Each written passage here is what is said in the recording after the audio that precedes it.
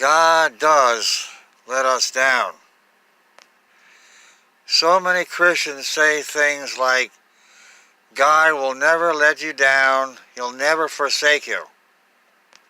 But I'm here to tell you today, God does let people down. He does let them feel forsaken. What biblical confirmation of that do we have? We have Christ's own words. Christ's words that were spoken while He was on the cross. He said, my God, why have you forsaken me? That's Matthew 27:46 and Mark 15:34. He may have been acting like an everyman, giving the universal human condition. In other words, everybody at some point is tempted to feel forsaken of God or let down by God. But I don't want to end the video at this point on a negative note, which is what I had planned to do. Instead, I want to go on and end on a positive note. When God lets us down, that gives us a tremendous opportunity. For if we remain loyal to God, faithful and trusting and loving towards God, after He lets us down, our success our eventual success is assured. Because when you remain loyal to God, after He lets you go through hell, you can bet your bottom dollar that He will give you an outpouring of blessing. You might even say that God lets us down because that gives us this opportunity that I just spoke of. In other words, it is a benefit to us that God lets us down, because it gives us this tremendous opportunity, and if we avail ourselves of it, like I say, His miracle working power will be activated on our behalf. There's a special story, a historical account, which demonstrates the truth of what I've just been saying. Gregory the Great, Saint Gregory the Great of Armenia,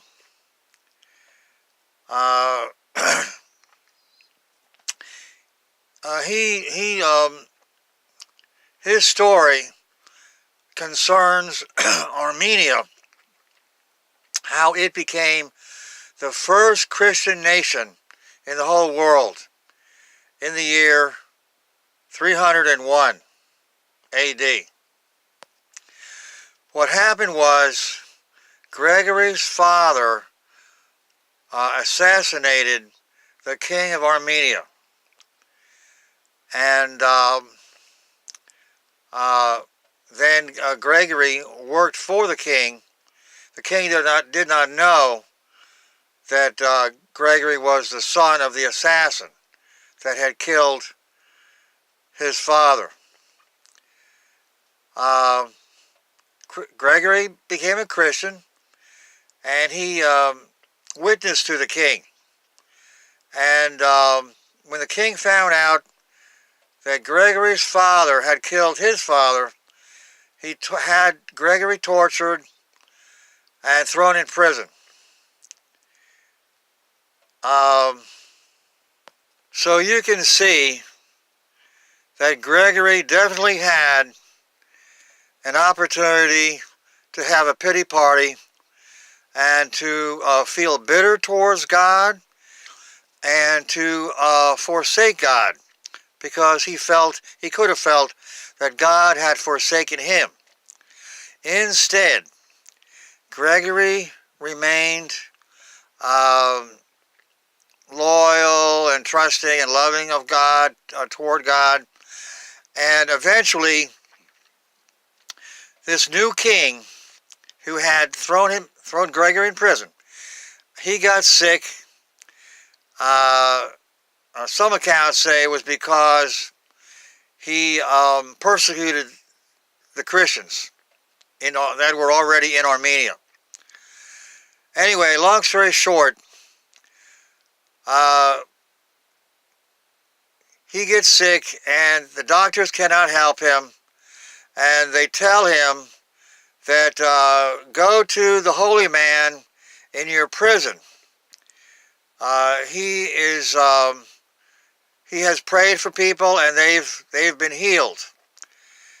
And so the king goes to Gregory, and Gregory prays for him, and the king is healed right away. And so out of gratitude, the king he lets Gregory out of prison, and the king becomes a Christian, and he turns the whole country over to Gregory. He makes Gregory the head of the Christian church, and according to the story, there's plenty of people in the country that have heard about what has happened to the king because of Gregory's prayers. And long story short, Gregory baptizes 1 million people in the river Euphrates on the same day. Now that's what I would call a group baptism. I would have to say that I think Armenia still holds the record for the largest group of people baptized at the same time in the same river. So like I say, when God lets you down, but you refuse to let go of God, it's a little bit like Ruth with Naomi. Naomi was the mother-in-law of Ruth. And Naomi was going back to Israel, and she wanted Ruth to stay in Moab. Ruth was a Moabitess. But Ruth said, where you go, I go. Where you live, I will live. Your God will be my God. She remained loyal. And that is that's a tremendous lesson for us to learn from. Anyway, if we remain loyal to God, God will turn our situation around like he did with Gregory the Great. And like I say, Armenia became the first country with Christianity as the state religion that was imposed on them by the king and by Gregory the Great. And I would think that most of the people would have converted willingly. It was a Zoroastrian country before it became a Christian country. Now, Zoroastrianism is quite similar to Christianity, so there was sort of a good transition, I would think. Anyway, look it up. You'll find I've looked it up on Google, and well, after reading a book about it, I looked it up on Google. And I found substantiation, what confirmation of what the book said. I read a book, part of a book that was written in like 1976. I forget the name of it. It was about Iran also. And so, anyway, that's all I have to share.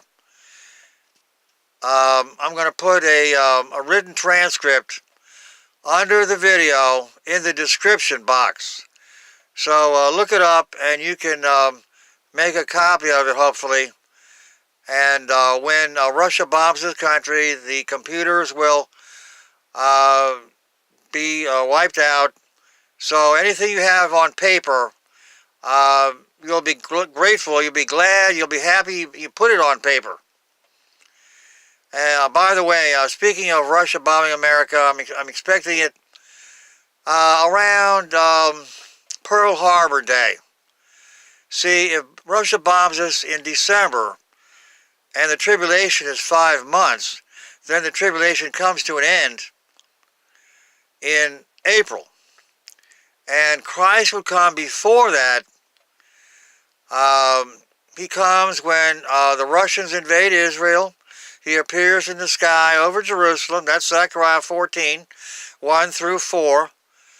And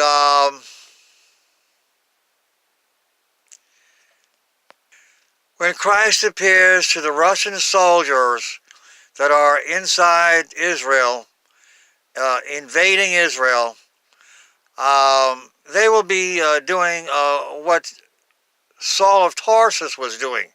They'll be waging war against the Jews. And when Christ appears to them, they will do what Saul did. They will be converted. They will switch over to Christ's side. And he sends them home and to Russia, and they proclaim God's glory, the glory of the second coming, really. And that leads to the overthrow of the regime, the Antichrist regime. Now that's in Isaiah 66:19. It says the survivors of the invading armies, God sends them to the nations. Now, that would mean sends them back to the nations that they came from. Now the Russians, he would be sending them back to Russia. And it says that he sends them to proclaim God's glory. That would be, like I say, the glory of the second coming. And that would explain why all the Russian soldiers in Russia will turn against Gorbachev. He will have no one to carry out his orders.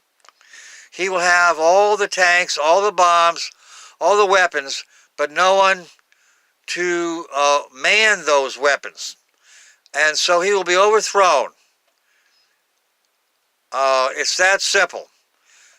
So Christ becomes the Savior of the world, but he does it by delegating the work over to the Russian soldiers. So they're the ones that overthrow Gorbachev. Think about that. He does it, Christ does it with no weapons, just like David beat Goliath with no weapons, no conventional weapons. And Goliath, his name starts off with G-O, just like Gorbachev, his name starts off with the letters G-O. And there is a little bit of a parallel there, and that's enough for right now. One more thing. If the 5 months of trib end in April, Christ would come before that, because it takes some time for him to send the Russian soldiers home and for them to proclaim God's glory and for the revolution to take place. So I'm thinking that he would come in March, and now he would come around the time of Purim, which is a celebration in the book of Esther in the Old Testament, the celebration of the execution of Haman. Haman is the Antichrist figure at that time. So there we have it. Christ comes in March. Gorbachev is overthrown in April. That's the end of the 5 months of tribulation.